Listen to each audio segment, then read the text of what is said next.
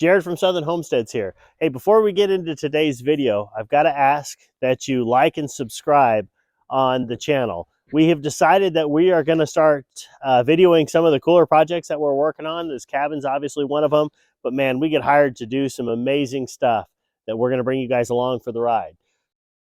Okay, we're going to start to install the sheathing on the back side of this wall.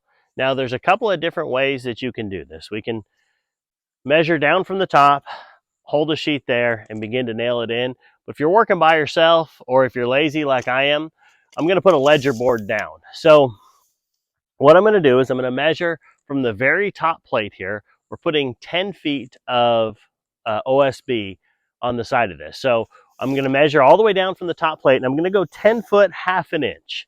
Now that's going to leave me a little bit of wiggle room.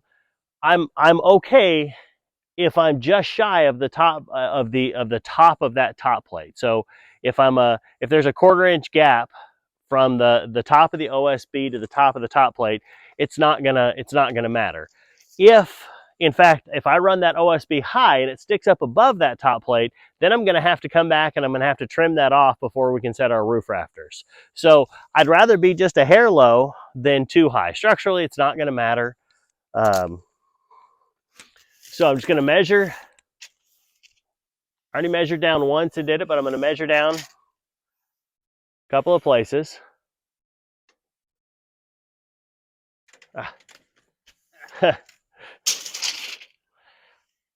I'll just say not all tape measures are created equally for distance. So 10 foot, half an inch. I've got another mark right here. Now I'm just going to take one of the 2x4s that I took off from bracing up there. I'm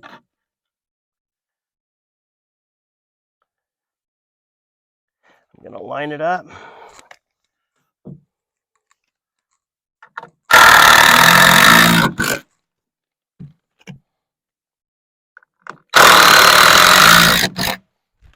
Now, I'm going to go ahead and check level on this, but the truth is, level is not nearly important as it is parallel to the top of that. So if the top of your wall was off for some reason, it's going to be what it's going to be. What I don't want is that OSB sticking up too high where I have to come back and trim it all off. It just creates a lot more work. Okay, great news for us is the top of our wall is level and that ledger board is also level. So I'm going to take, the writing is going to go to the inside. So I'm going to take my first sheet.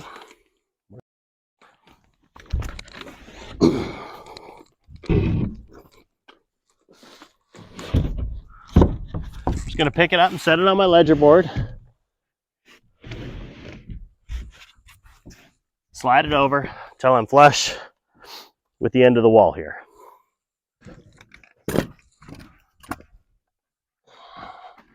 Oh.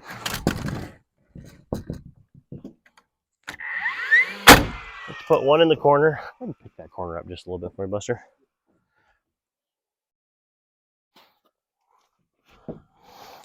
Pick it up. Yeah. Come down a little. Okay.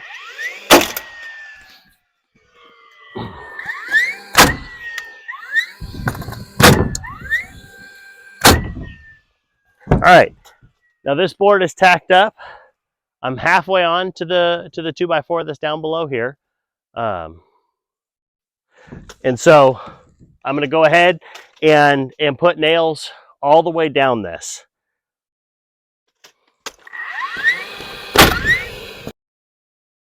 So essentially we're going to put 5 nails down each panel. On the ends, I'm going to tighten them up a little bit and go about every 6 inches when a panel ends. Now, if something happens and you get to a place where you've missed this stud, you're off somewhere, you started, especially when we get to our end walls, it'll matter because they're not symmetrical. So we're gonna start on the side that we pulled our 16 from.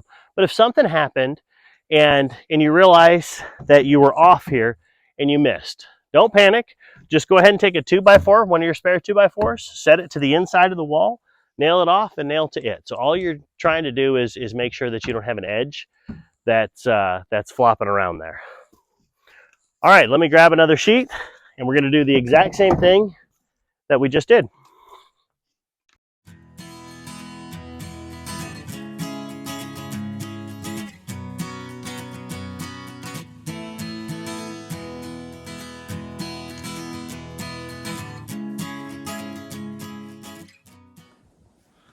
Okay, our first pieces of sheathing are up, and we're going to go ahead and cut the window holes out. And you can see it's just sticking up just a little bit on this window, but if we cut this now, it'll make it a lot easier to cut our big one when we get to the top. Now, there's a bunch of different ways that this can be done. If you're not real confident with a reciprocating saw, then you could simply use a vibrating tool. It's going to take a lot longer, but it sits nice and flush up against the windowsill there and goes. And so our goal on this is to cut this flush with the windowsill. Now we'll use a reciprocating saw to do that, or a Sawzall to do that. I'm simply going to get a long enough blade that I can set this flat up against my frame and cut down.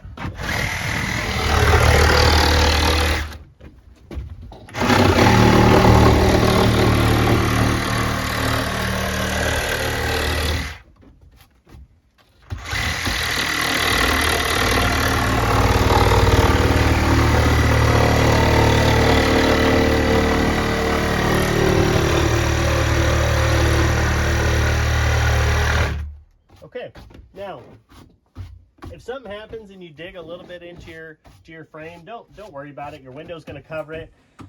You really don't want this to, it can stick up a little bit, but if it sticks up too much, you're going to have a problem sizing the window. So when we get to the next sheet and the next sheet gets laid up here, again, we'll go the long ways. We'll just cut it up just like we did here and trim it out, and ta-da, you got a window hole. Going to go ahead and hit the other one, and then we'll lay our next sheets. Now we're going to start our second row of OSB. So we're going to stagger this joint. We ended with a 4-foot piece down on this end. We're going to start with an 8-foot piece going to that end. We shouldn't need a ledger board. I mean, you could put one up if you really want to be confident, but we already have a ledge here from the previous board that we can set on. Now, one of the things that's important is we need they call it a nail gap, or an 1/8 inch gap on that board. So when we set that on, we're going to go ahead and slide this nail in between these two sheets, and then we're going to go ahead and nail it off.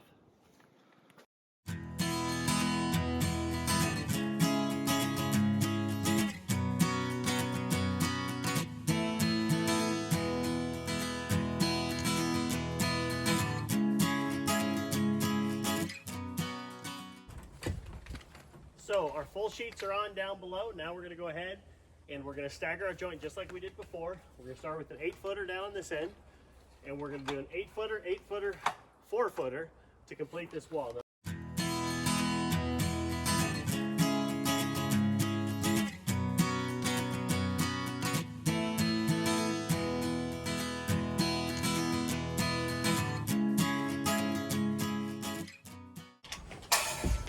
Okay, now as we're going to move on to this back wall right here, one of the things that we have to do is change where our bracing is. Currently our brace is on the outside of the wall, which is going to be in the way of our OSB. Now we don't want to just take that off.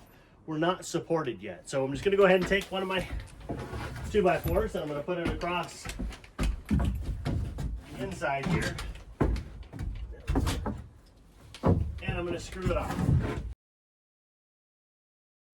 Okay, for the sides, we're going to do the exact same thing as we did on the back. So we're going to measure down from the top of our doubled up top plate here. Okay, I'm going to come down 10 feet plus about a 1/2 inch. Okay, so while the back wall from end to end is 12 feet, which would make a 4-foot piece and an 8-foot piece, that doesn't line up with your studs. Because we're inset on our other walls, that would leave that stud pattern off a little bit. So in your kit, you're going to have a piece that's 93 inches. You're going to start, if you look on the back wall here, you've got a shorter bay here. Then on this side, it's going to start on the short bay side. And you can double check this just by measuring. You want it to come out, it's going to land the middle of your stud. So we're going to take a 93-inch piece. We're going to set this up and nail this off.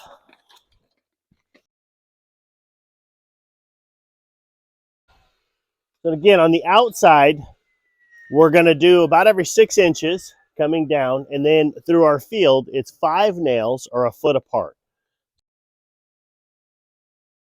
So the sheet that corresponds to this is going to be 51.5 inches long.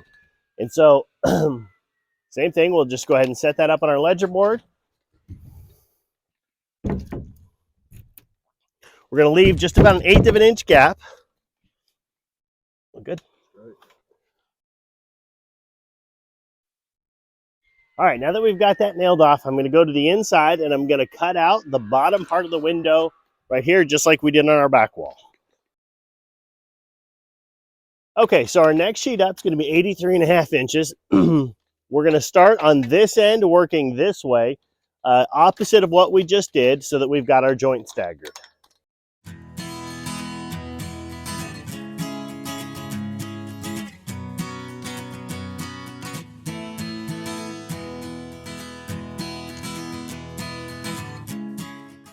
So just a couple of things to note. If you've noticed that we'll come through and hit any nails that are sticking up with a hammer, you want to just get them now so that we don't have any issues when we put the house wrap on.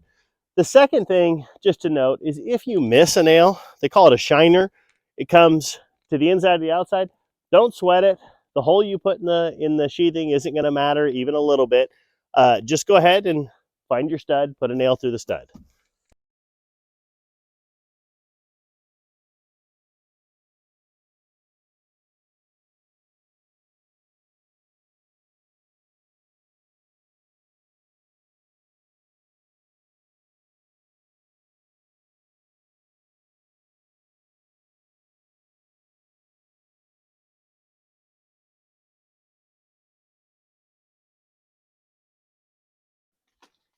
So now we're going to take a full sheet and we're going to set it up top. We're going to start on our left side here, opposite. We want to make sure that we're overlapped on our sheet count. And you see here, our studs aren't perfectly in line from top to bottom. I'm not going to worry about the bottom stud when I do my alignment. I'm only going to worry about my top one here. So we're going to slide this sheet over. We're going to split the stud right at the 96-inch mark, and we're going to nail it off. Now, no, it's a square sheet, so it's going to be hanging up above that.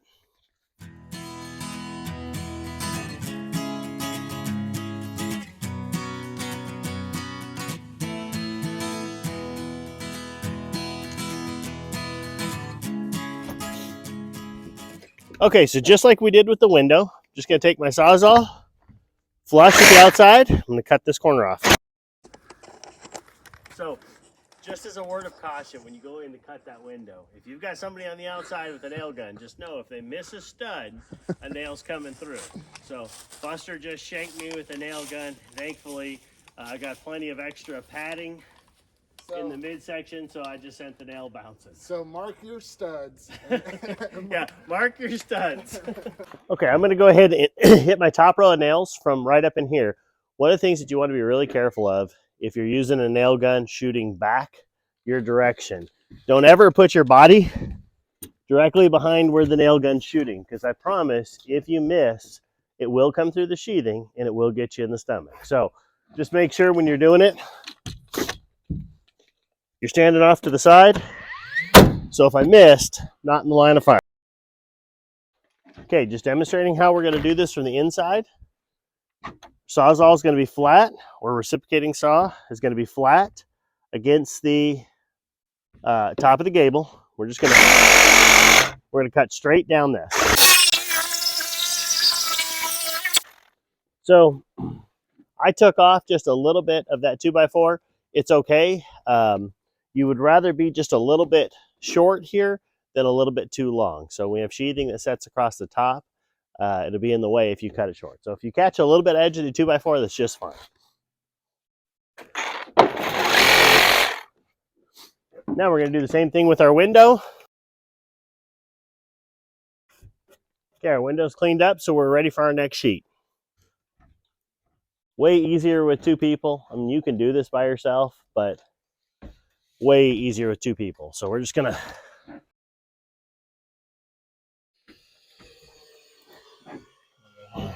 okay, so next up we're gonna go ahead and just cut this off, and then I'm gonna nail to these ones once I have that top piece of OSB out of my way. If you've got any high spots, just trim them down. Said you don't want, we're gonna have to put sheathing over the top of this for our roof. We don't necessarily want anything sticking out.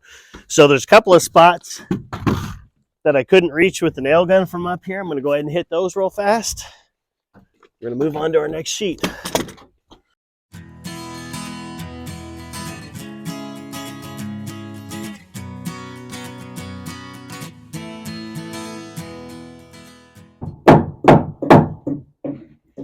So we've got the kids on nail patrol while we're doing this.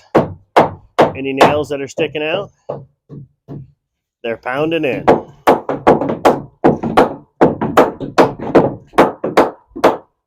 Abby, can you give us a little smile?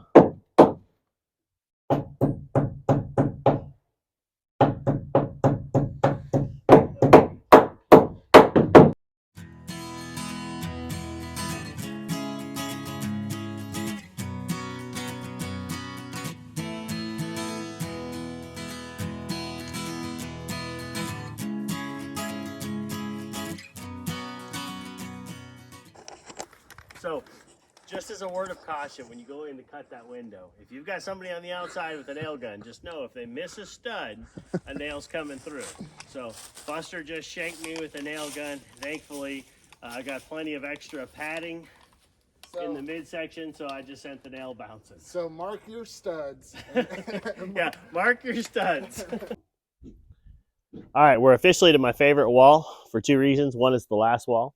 We're almost done. Two, we're working off of a deck now, so it's a clean surface and not having to be too high up on a ladder. So what we're gonna do, we're gonna start with an 8-foot, a 4-foot by 8-foot piece, and we're gonna work just like we did on the back. Now, rather than measuring down from the top like we did before, we're simply gonna take a 2x4 and we're gonna lay this on the ground. Now, the reason we're not gonna run our OSB all the way down onto our deck is because the OSB wicks water really, really bad. So if you were to come up here and wash or do anything, I don't want that OSB contacting the floor where it can grab water and wick it up into your wall. So we're gonna leave an 1.5-inch gap there. So we're just gonna simply set this on the bottom.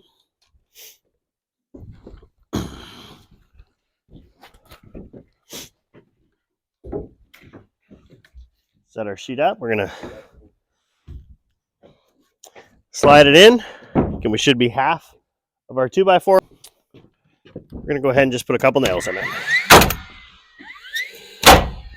If you're not super confident of your location, you're trying to do this by yourself, it's okay to put a couple screws in this right now just to hold it. More of my crew out here today. This is one of my wife's oldest son, and he's out here working. You know, I deal with people every single day that say the same thing. I wish I would have learned some of this when I was a kid. I cannot encourage enough. If you have kids, nieces, nephews, does it take longer, especially with younger ones? Absolutely. But teach them. Let it be an opportunity for them to learn. In fact, here comes my youngest right now. Come on, bud. Let's use a nail gun. Go ahead and mark those studs for Austin.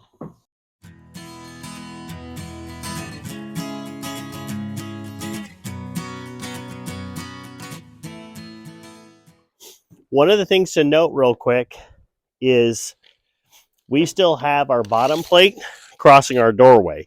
So we don't want to put any nails into that, and we're going to cut this out in just a minute.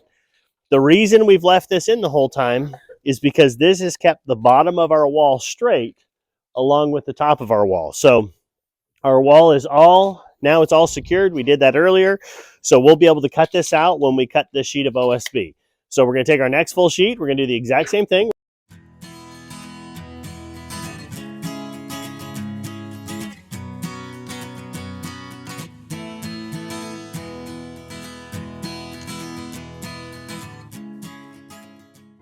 Okay, so just like we did on the back wall, we're going to take our next 8-foot sheet we're gonna cross the seam here, bringing it this direction. It should land right in this area, and we're gonna use our nail gap. We're gonna do 8 foot, 8 foot, 4 foot, and then same as the back, we're gonna take our 22.5 inch or 22.25 inch pieces, I'm sorry, and we're gonna run those across the top.